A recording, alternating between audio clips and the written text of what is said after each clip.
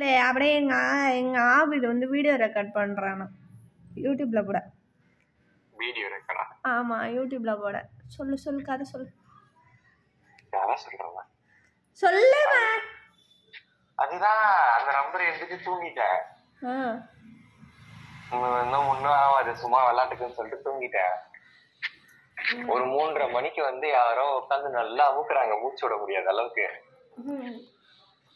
அப்புறம் யாரா அழிக்கிறது, எழுப்புங்கடா விளையாடாதீங்கடா கத்துறேன், என்னென்னமோ சொல்றேன். யாருக்குமே எதுவுமே கேட்கல. யாரோ கூட இருக்கிற மாதிரி ஃபீல் ஆச்சு. அப்புறம் இது ஏதோ பண்ணி ஒரு 10 நிமிஷம் போராடி தூக்கத்துல இருந்து ஏந்தா தூங்கிட்டு இருந்திருக்கேன். அப்புறம் ஹார்ட் பீட்ல வேகமா பீட் ஆச்சு. அதுக்கப்புறமேட்டா போயிட்டு தண்ணி குடிச்சிட்டு அந்த நம்பரை அழிக்கலாம் ட்ரை பண்ணேன். வாஷ் பேசின்ல சோப் எல்லாம் போட்டு பார்த்தேன், போல. அதுக்கப்புறமேட்டு அப்படியே நான் போய் தூங்கிட்டேன் திருப்பி. அப்புறம் காலையில எழுந்து கேட்டேன் எங்க அம்மாட்ட, இந்த மாதிரி நான் கூட்டனே கேட்டுச்சான்னு கேட்டேன். நீ எங்க கூட்ட, நீ ஏதோ நைட்டு எழுந்து போன அப்புறம் அப்படியே தூங்கிட்டேன்றோம்.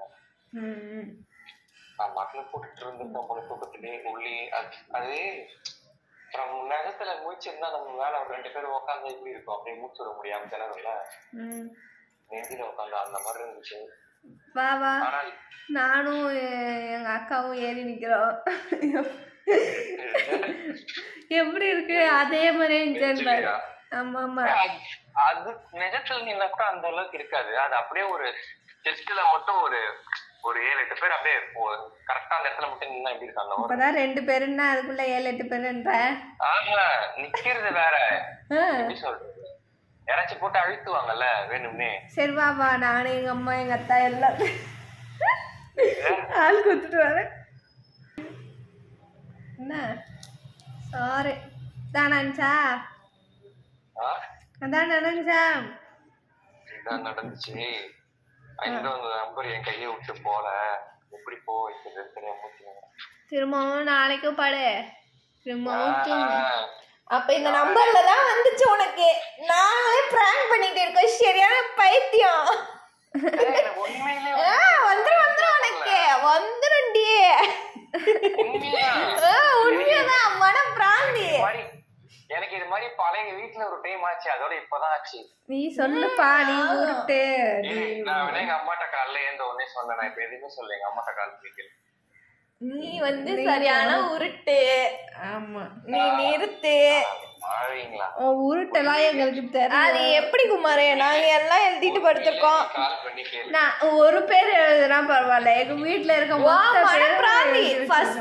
அதுவும் ஃபர்ஸ்ட் இந்த பொண்ணு கேட்டப்ப உனக்கு வந்து எதுவும் ஆகலன்னு தானே நீ சொல்லிச்சு.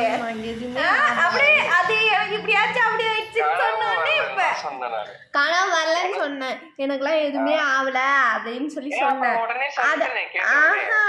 அதுக்கப்புறம் நான் சொன்னேன், என்னன்னு சொன்னேன், எங்க அம்மாக்குலாம் அப்படி ஆச்சான், எங்க அண்ணனுக்குலாம் அப்படி ஆச்சான்னு சும்மா கதை விட்டோன்னு தூக்கத்திலே சிரிக்கிறேன். தூக்கத்துல இல்ல வாட்ஸ்அப்ல போய் பாரு, உனக்கு எதை ஆச்சான்னு ஃபர்ஸ்ட் ஏந்து வந்து கேட்டேன். ஆச்சான்னு கேட்டேன், எனக்கு எதுவும் ஆவலன்னு மட்டும் தான் நீ சொன்ன. அம்மா நான் ஸ்பீக்கர் போட்டு தான் பேசிட்டு இருக்கேன், இது ரெக்கார்ட் வேற பண்ணி வச்சிருக்கேன். நம்மள நினைப்போங்க, நம்மள பீலாமண்ணா போ.